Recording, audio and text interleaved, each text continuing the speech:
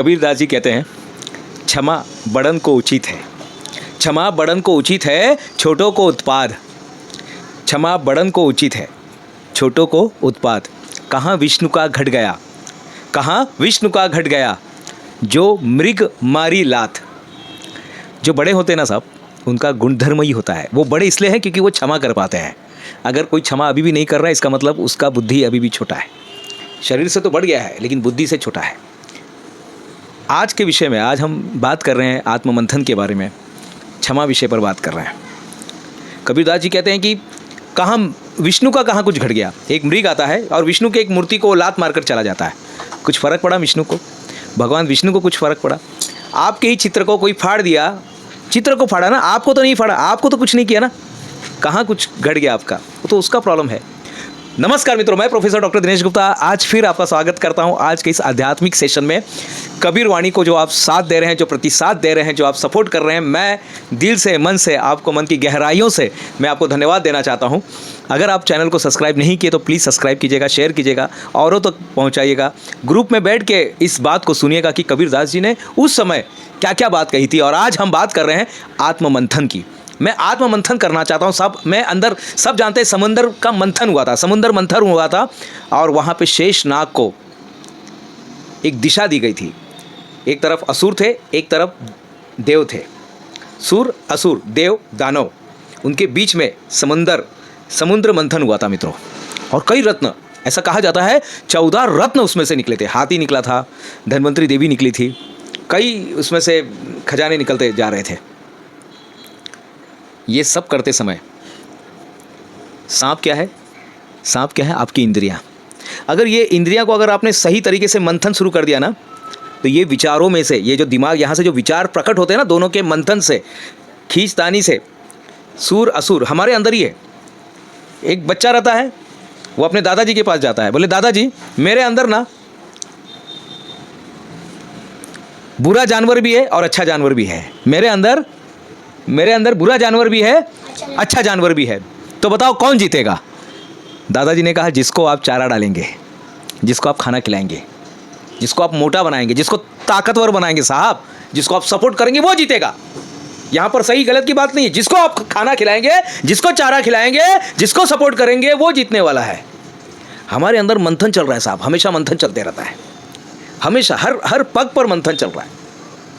सबसे ज़्यादा बातचीत आप अपने आप से करते हैं और यही बातचीत करते समय कुछ तो भी निकलता है, विचार निकलते हैं, विचार से एक्शन निकलते हैं, एक्शन से आदतें बनती है, आदतें से जो आपका व्यवहार बनता है, आदत से व्यवहार बनता है, व्यवहार से आपकी चरित्र का निर्माण होता है और यही चरित्र आपको सफल या असफल बनाते हैं। क्षमा बड़न को उचित है। अब हम बात कर रहे हैं क्षमा के ऊपर साहब। आत्मविकास के रास्ते पर आपको ये गुण अपनाना पड़ेगा, कुछ भी करके ये गुण अपनाना ही पड़ेगा।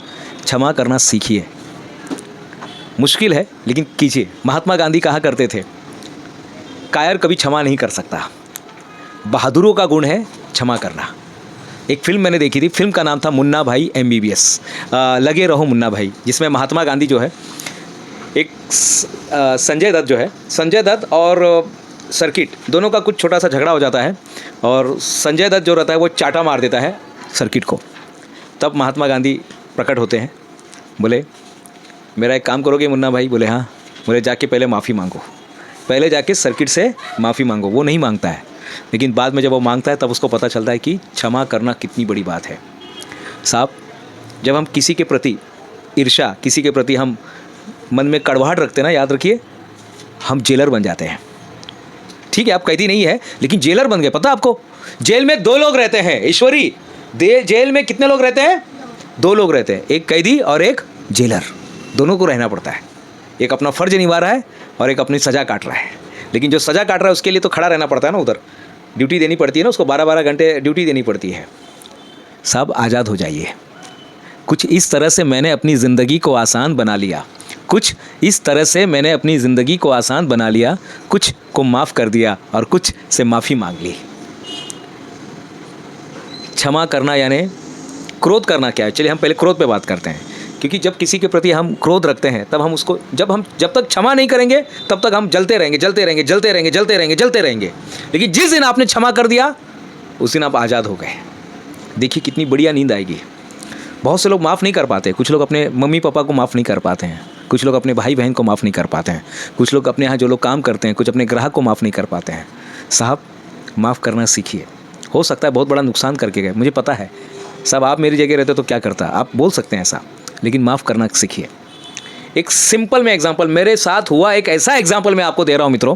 कुछ साल पहले OMG बुक ऑफ रिकॉर्ड हम चला रहे थे, तो एक जन थे जो हमारे पीछे पड़ गया था वो लगे हुए थे, हमारे बारे में बुराई कर रहे थे, हमारे बारे में उल्टा सीधा लिखते थे, बोलते थे, लेकिन हमारे मन में हमेशा उसके लिए प्रार्थना निकल रही थी। थोड़ा गुस्सा किए थे, थोड़ा इधर उधर हमने भी ट्राई किया, लेकिन फिर बाद में बोले कि नहीं, अब इसको हम एक अलग तरीके से ये करते हैं, इसको ट्रीट करेंगे। हमने वहाँ पर माफ़ी दे दी। हम उसके बाद में उसके बारे में हमारे मन में कोई नकारात्मक नहीं, हमारी तरफ से हमने आईना साफ कर दिया। हमने हमारी तरफ से डस्टर लेकर वो ब्लैक बोर्ड को हमने साफ कर दिया। क्या किया नेहा, हमने वो डस्टर को अपनी तरफ से साफ कर दिया। हमारे दिल में कुछ नहीं था, यहाँ पे पूरा क्लीन कर दिया। ये जो ब्लैक बोर्ड दिख रहा है ना, ये ब्लैक बोर्ड को हमने क्लीन कर दिया। अब मन में कुछ नहीं था। अब जो भी था, उनको जो करना था वो कर रहे थे अपने हिसाब से, लेकिन वो भी बाद में थक गए बोले इसको कुछ असर ही नहीं हो रहा है, पता नहीं कौन से मिट्टी का बना है। क्योंकि हमने न तो उनके बारे में हम कहीं किसी को बोलते थे, न हम किसी के बारे में हमने कहीं उनको सुनाया। कभी भी कहीं पर भी हमने कहीं कुछ भी निगेटिविटी हमारे मन में नहीं थी, क्योंकि हमने दिल से साफ कर दिया। हमने इन साफ कर दिया। इन यानी अंदर, इन यानी ईश्वरी, इन यानी किधर, ये इन किधर, ये इन को हमने साफ कर दिया, झटक दिया पूरा। हमने इन साफ कर दिया और उसको माफ़ कर दिया हमने विजय, हमने इन साफ कर दिया और उसको माफ़ कर दिया। आज ये है कि वो हमारे साथ काम करता है। आज का रिज़ल्ट मैं आपको बता रहा हूँ। आज ये है, वो जो पर्सन हमारे बारे में नेगेटिव फैलाता था, नेगेटिव बोलता था, अब वो हमारा ही हो गया है। इसलिए कहा जाता है, हमसे जो टकराएगा, जिसमें बुद्धि नहीं वो यही कहेगा, हमसे जो टकराएगा वो मिट्टी में चूर चूर हो जाएगा। बोलते ना, हमसे जो टकराएगा हाँ वो चूर चूर हो जाएगा। लेकिन याद रखिए, जब आपको समझ का निर्माण होता है, जब आप क्षमा करने लगते हैं, जब आपके अंदर मैच्योरिटी बढ़ने लगती है, जब आप सचमुच में ईश्वर से साक्षात्कार होने लगता है, जब आप अच्छे होने लगते हैं, तब आप बोलते हैं हमसे जो टकराएगा, यश क्या बोलते हैं, हमसे जो टकराएगा वो हमारा ही हो जाएगा। हमसे जो टकराएगा वो हमारा ही हो जाएगा। कबीरदास जी ने क्षमा पर बहुत सारी बातें बताई। उन्होंने बहुत सारी कहानियाँ बताई। उन्होंने कुछ संदेश ऐसा दिया है कि जब विष्णु जी की मूर्ति को अगर एक मृग तोड़कर चला जाता है तो किसका घट गया, कुछ घटा, विष्णु जी को कुछ फ़र्क पड़ा, क्योंकि उनका हृदय बड़ा है। वो एक बड़े हृदय के साथ जीवन को जी रहे हैं, पूरा का पूरा संसार उसमें समाया हुआ है। तो क्यों ऐसा करेंगे। तो मित्रों, आज का जो मेन संदेश है कबीर वाणी की तरफ से कि क्षमा कर दीजिएगा, क्षमा दीजिए, क्षमा मांगिए और क्षमा के भी ऊपर उठिए। साहब, आप सामने वाले के व्यक्ति को देख रहे हैं ना, आप एक शरीर को देख रहे हैं, शरीर के पीछे एक अदृश्य एक आत्मा वहाँ पे छुपी हुई है, एक अदृश्य मन वहाँ पर छुपा हुआ है, उसको देखिएगा। अव्वल अल्लाह नूर उपाया,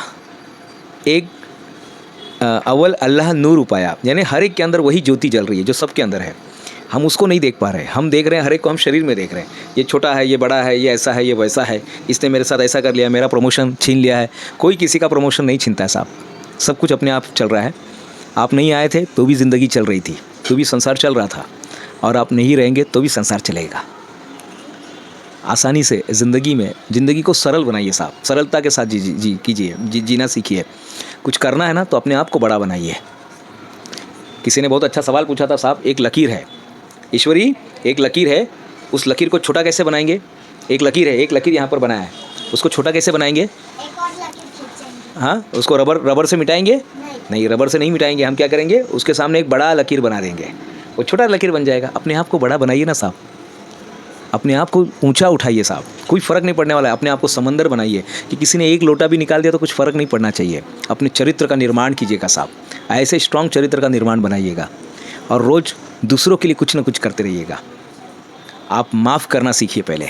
आज का जो मेन लेसन जो है, आज का मेन सीख जो है, मेन पाठ जो है, वो यही है मित्रों कि माफ़ करना सीखिए, लोगों को माफ़ करना सीखिए। बड़न को क्षमा उचित है, छोटों को उत्पात। छोटे तो उत्पात करते रहेंगे, छोटे हैं ना साहब, वो छोटे हैं ना। देखिए, बड़न को क्षमा उचित है, छोटों को उत्पाद, छोटे हैं उत्पाद ही करने वाले साहब, उनका स्वभाव ही है। बंदर है तो बंदर का स्वभाव ही है, हर एक का अपना अपना स्वभाव है। मछली है वो पानी में रहेगी, उधर ही कुछ कर सकती है, उसको बाहर निकालेंगे तो नहीं जी पाएगी। पक्षी है वो उड़ेगा ही, हर एक को अपना अपना एक स्वभाव दिया गया है। बड़न को क्षमा उचित है, छोटों को उत्पाद।